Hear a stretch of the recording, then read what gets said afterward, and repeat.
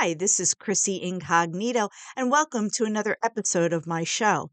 Now, you might be wondering why I'm incognito. This is my alter ego that can say things that I cannot otherwise say unless I was incognito. So, thank you for returning. In order to understand more about this episode, view the previous episode. Happy listening. I told him to get a whiteboard. Oh, okay. I told him to do this last year. Okay. Okay. So let me backtrack. She's not going to know what she's talking about.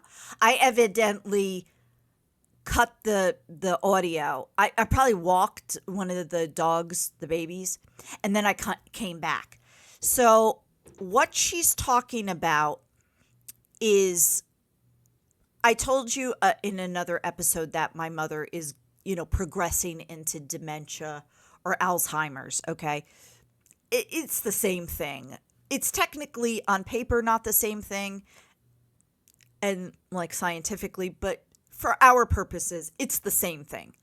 So she's progressing down the road. And I guess whatever conversation my dad and my sister had, he said, I'm getting frustrated. This is not easy.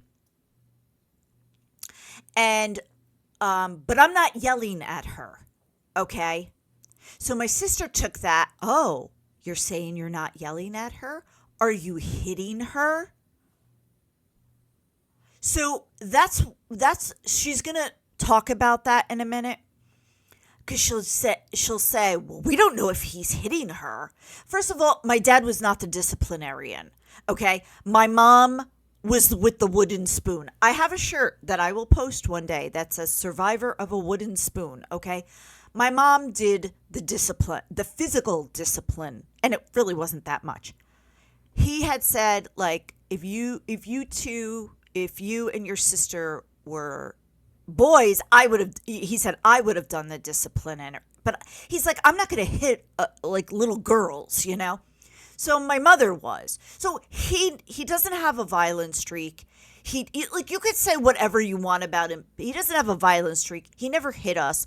He never even like threatened to hit us. My mother did.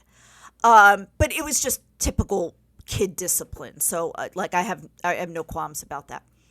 So all of a sudden, she jumps from, I'm getting frustrated, but, I didn't yell at her, blah, blah, blah, to, he must be hitting her. Okay? Now, she makes these suggestions about a whiteboard. It's good, and this is what I used to say when I worked with the brain injury and dementia clients. They have to remember to look at the whiteboard. They're not going to remember. If they're in the very, very early stages or their brain injury is very low or like very minimal, they will. But they used to carry around books. I was like, you people, I know that you don't have like the providers, not the clients, but the providers. I'm like, I know that there is no solution to this problem. And so you feel like you have to do something. But they're not going to remember to look at the thing that they're supposed to read, okay? She'll see the whiteboard. Right now, the way she is, not back then, but right now, she would probably erase it and be like, what's all this nonsense all over it? So these are good suggestions for people that have all their faculties, but they don't need a whiteboard. When you are compromised, 90% of things are not going to work, okay? And it's, I guess, with the providers, like my coworkers and stuff, I guess if they said to me, you know what, this is probably not going to work, but let's try it, I would have more respect for them. Oh no, the whiteboard is going to work. It's going to cure everything. They just need to look at the whiteboard or open their, memo pad. I'm like, it's not going to work because they do not remember to. You have to first remember to do that in order to read. And then you've got to figure out what the hell is written on it. Like, I'm a realist. Like, yes, give them these tools. But fucking be in reality and be like, these are probably not going to work. We're going to hit them with everything. We're going to give them this and we're going to give them that. But it's not going to work because the providers would get frustrated. And I'm like, what are you getting frustrated about? Like, if you were in reality and if you really knew this clientele, you would know it would not work. But anyway, that's a different story. And I'm not here to talk about that segment of my life. But so she, my sister wants to come in. I have all the solutions. Now, this is a good answer, but it doesn't work the way people think it's going to work. Okay, so let's get back to the audio here. And then what? And then write. Put it on an easel and write it in big letters. Because she's writing these little notes all over the place. She don't fucking pay attention to that. Yeah, And this way, when she comes down, it's right there. Right. Oh, yeah, that's a good idea. Okay, Milo. You put what's happening from... Sorry. So I adopted a new dog. He's so sweet. He's 6. And he has come such a long way. But he's barking in the background. It's okay, Milo. It's okay, Bubba. You wanna say hi? Okay. Hold on one second. Come here, sweetheart. Oh, Bubba. He has been through so much, and I will talk about him. You wanna say hi to the camera? He is so good. You wanna give me a kissy? No. He's growling at the people. You're such a good boy. You want to say hi? He has been through so much, and we had a little difficult start at first, but after the 3rd day, I was like, I'm not giving him back. I'm in love with him. Mwah. Okay, so let me put you down and let me say hi to your brother, okay? Okay, hold on one second. Come here, Flashy. Come here, baby. Come here, Angel. Flash is very skittish. He is even with me, he's been with me for how many years? 6 years? 5 years. Milo wants to be picked up, but we're taping now. It's okay. We're taping now, guys. Okay, go lay down. They're so cute. Anyway, I have to go into that whole thing, but Milo is very protective. No, it's okay. And the way that he calms down is if I tell him to go lay down. So I'm not being bossy, but he responds to that. He's been through a bunch of homes, so I believe there was a segment of his life that he'll like respond to lay down. He'll respond like when I eat, he'll like Flash begs. Milo will just lay at my feet. So somebody must have taught him that when your mommy's eating, you because he doesn't beg. He just, and that's not normal unless you've trained a dog to do that. Anyway, so I'm getting off subject here. So you might hear some barking, but he's just a baby. It's right there in front of her. Okay, Milo, go lay down. It's okay. Go lay down. Good boy. Yeah. No. Because part of him wants to keep her where she is and lower. There's no desire to help her thrive in this challenging period of her life. Okay, this isn't a period. This is the end of life, okay? No, I don't believe that. And I would say it if that was the truth. My dad is like, if you saw my dad, and maybe I'll post a picture, he looks like he's in his 60s and he's in his 80s, okay? And people would be like, no. And then once they see him, they're like, oh my God, he looks like he's in his... Okay, my dad is sharp, he's agile, he's all these things. And my mother would have been if her mental decompensation didn't get her. So that's neither here nor there. But I believe my father's frustration is like he's still completely capable and she's just going downhill. So I think part of it is a denial And I think part of it, he's dealing with it as best he can. No, it's okay, honey. No. Go on. Go on, lay down. Go on. Good boy. There is no, regardless if that's case. So thriving would be to get her little things like this to help her. Yeah. Okay? If you need this, ring the bell. Here's the bell. Just to Okay, remember to ring the okay, bell. It's not going to so happen. Let's, I don't know, whatever. Yeah, no, I know. They're like tools, yeah. To help her feel better, to help her mind to, okay, no. There is no concern his concern is not her thriving. Yeah. Because now he's really in a position of power. Because see, before, when they would argue, there was always that chance, and it usually slipped out, that she would tell us what would happen. Yeah. Or fight back. Yeah. What? Or fight back. Right, but she... Okay, so let me talk. Okay. My dad is old school. And he has always achieved in his life. So there's a part of, I don't want to say pompous, but there's a part of being assured, okay? This is not a power struggle, okay? So do you see how the borderline thinks like, oh, well, if I was in that position, now I would be in power. My dad isn't looking at it like that. My dad is having a hard time dealing with his partner 60 years. It's going to be 60 years, or was it 60 years? Anyway, 60 years failing, okay? Declining, okay?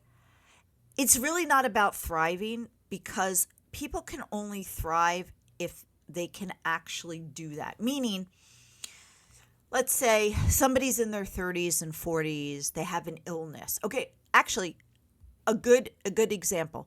My brother-in-law, who's in his 50s, just got struck down with a flesh-eating disease or some kind of nonsense. We don't know where he picked it up. He's not a street person. He's not into drugs. So we don't understand where he doesn't work with that population. So we don't know what happened. He was intubated for I don't know, or incapacitated. I know he was intubated, but I don't know how long he was incapacitated for 3 months. He spent 6 months in the hospital. Now, my former life, I've dealt with hospitals. I've dealt with this. I've dealt with that. I had a client on a ventilator dying, and they were like, we gotta get him out. The hospitals do not like to keep you. Okay. So with my client, they wanted to transfer him to a vent unit, and the vent unit would take care of you. Okay. If you're not critical, really, really critical, they'll send you to a rehab/nursing home. It's the same thing. It's just the amount of time that you spend there. If you spend 3 weeks, it's a rehab. If you spend indefinite, it's a nursing home. It's the same facility, just a different part of it. So, anyway, that's a whole other story. So my brother-in-law, ex-brother-in-law, but my brother-in-law, they helped him to thrive because there was a chance of him going from this position to this position. That is what all the therapy, the medicine, all of that stuff is for. When somebody's at the end of their life, or somebody, maybe they're not old, maybe they're younger, but they're at the end of their life, there is no thriving. It doesn't work like that, okay? It really doesn't, because they're progressively going downhill, whether it's a sharp turn or a slow decline, which right now, thank God, my mother is in, it's slow. But he should join a support group. He won't, because I think it's all too much for him to really, I think what's too much for him is that he can't do anything. So, yes, you have this problem. Yes, I could go to support group, but in the end, they're not going to give me anything that's going to solve this. So, I believe something like that would depress him. Okay? Just dealing with it day by day is easier for him than being reminded that it's only going to get worse and there is nothing you can do. And for somebody who has always had the answers, and, because he was a teacher and everybody looked at him for answers and all of this kind of stuff, he doesn't have any answers. None of us do. Okay. So she wants to weaponize that. She wants to villainize that. Well, now he's in a position of power. Let me tell you, I have spilled 95% of my life about myself. I've told you how I'm a lunatic in whatever areas and whatnot, and what's wrong with me. I would tell you if this was, he feels like he's powerful. It's not like that. He feels helpless in that, okay? She, my sister, being a lunatic is like, oh, now he's got power over her, okay? So my mother would, when she was, with it and everything back in the day, she would be like, oh, this happened. Don't tell your father. Like maybe it was, he's not feeling well and he's grumpy. Don't tell your father I told him, he told you that he's not feeling well when he comes into the room. Stuff like that.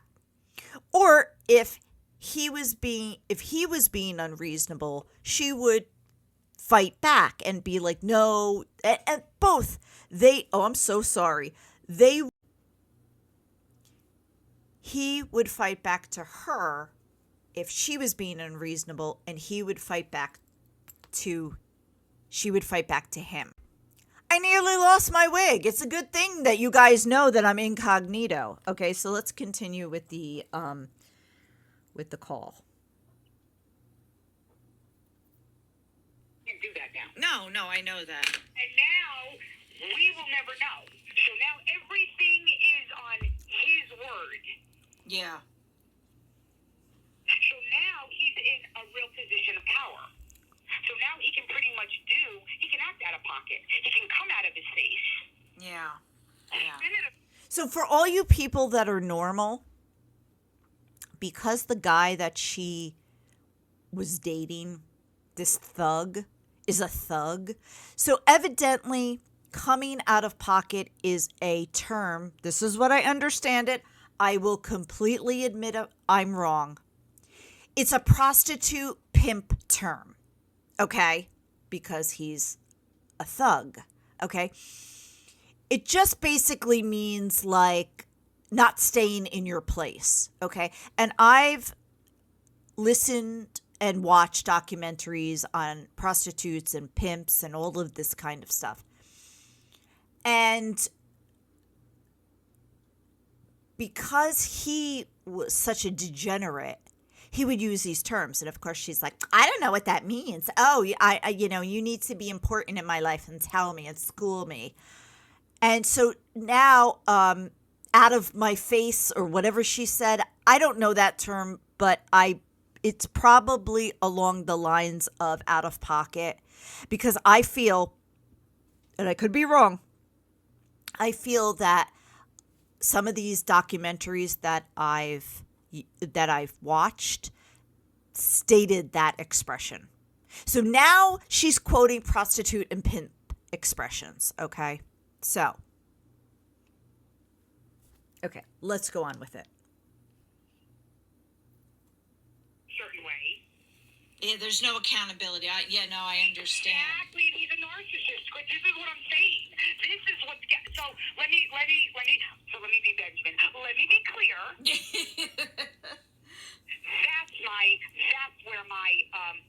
That's where my concern, worry, and fear comes in. You got a narcissistic person that now is not accountable at all. Yeah.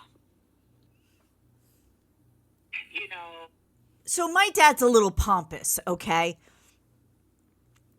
The true definition of a narcissist is like you have no regards for anybody, okay? There's a whole list of stuff.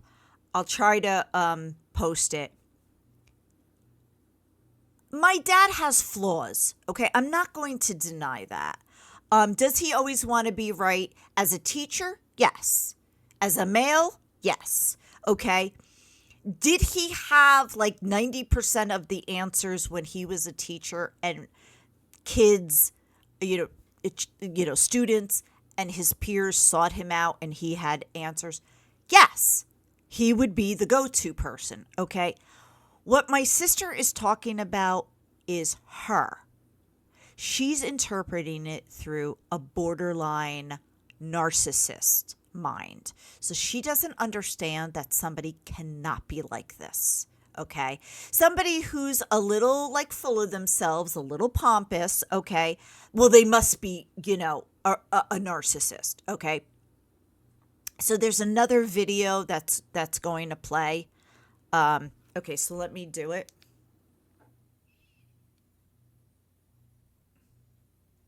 Those were the longest. Hold on, I'm sorry.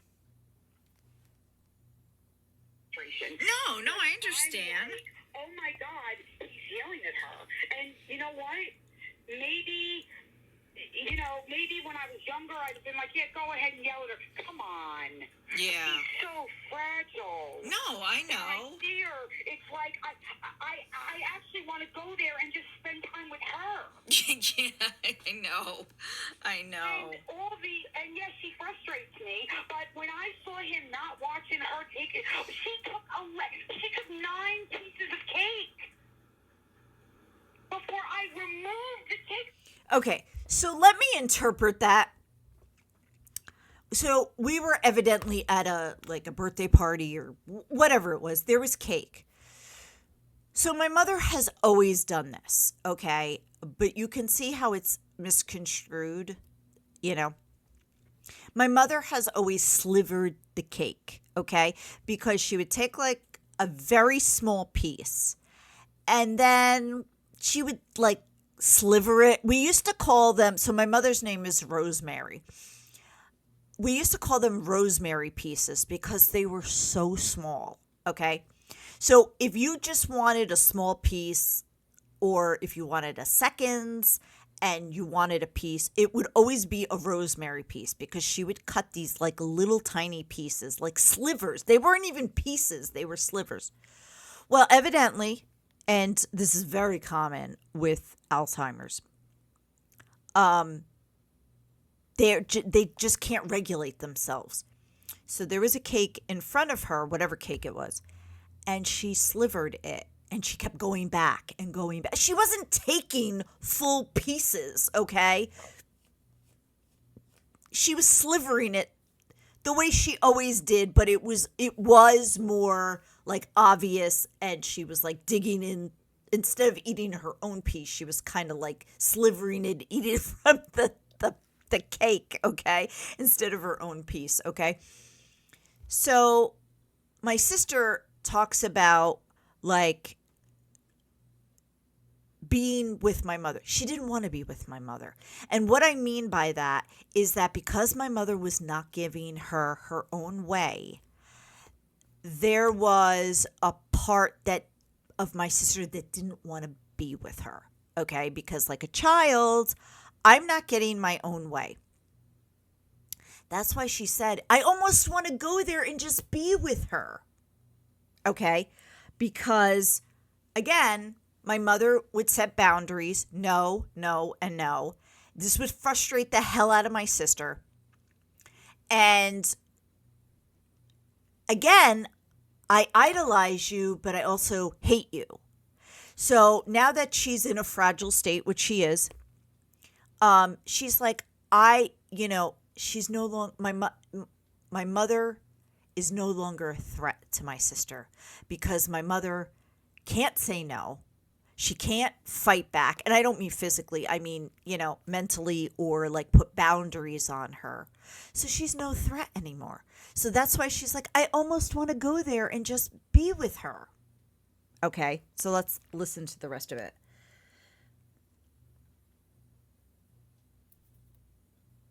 From the table. And then when she walked away, I said, did you see that? And he said, yeah. Well, then why the fuck didn't you do anything about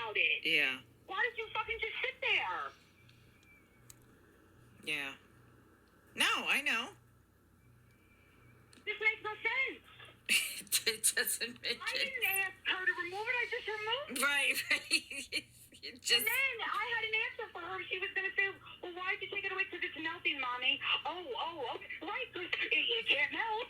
That's a rule, and you can't break a rule. So my parents are very old school. So it is so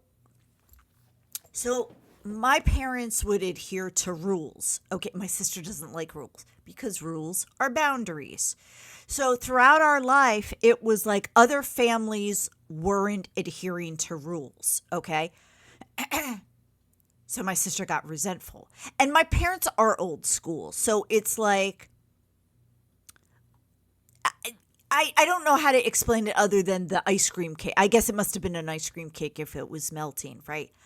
Like nowadays, the way people are, we're like, whatever, melt, we'll get a new one, right? But back in the day, it's like, no, it's melting. It's got to go in the fridge, right? There was like structure to people, and that's just how they were. Well, my sister resented that. That's why she was like, it's a rule. We can't break it because rules were put on her. And rules are boundaries, and they don't like boundaries. And, later on in life, my mother said that my sister, I think I wasn't even born yet. So it had to be like, we're 4.5 years, so I just say 5. So it had to be under 5. And evidently, my sister was this way young. And my sister was evidently, and again, this is from years of hearing this, okay? My mother didn't say these exact words. But the joke or the story was my sister was questioning stuff, and not just questioning it, but pushing the boundary so much that what my mother had to say to her is, you're the child and I'm the parent. And that's why. So it wasn't, I don't believe it was just, but why? But why? Because my parents would have answered that. Like, but why? Oh, you're not supposed to. Or it's bedtime. Or whatever the answer was. Okay. But whatever answer they were giving to my sister, because she was difficult and narcissistic and borderline back then, she was a boundary violator. Always, always. Okay. So it was kind of like a cute story to my parents, And it used to be, I'm the parent, you're the child. Okay. So that's how the story went in our family. Because she would say, I would have to keep telling your sister, she's right. And if you view the other videos of my sister, Michele, she wanted to be treated like an equal. How dare you treat me like a child? I'm more mature. I should be treated equal. So even below the age of 5, she felt like that. Okay. So this is inherent in her. And I believe it kind of runs in the family. And I did allude to that. And I'll talk about that at another time as I lose my wig. But she evidently had a skewed perception at a very young age. And it's a child. My parents aren't going to be like, oh, that's going to be a real problem when we grow up. Who would think that she would have been a lunatic later in life, right? So that was my sister didn't like boundaries. She didn't like rules, and she didn't like roles, right? You're the parent. So she viewed being an adult and a parent as being in control, having the power.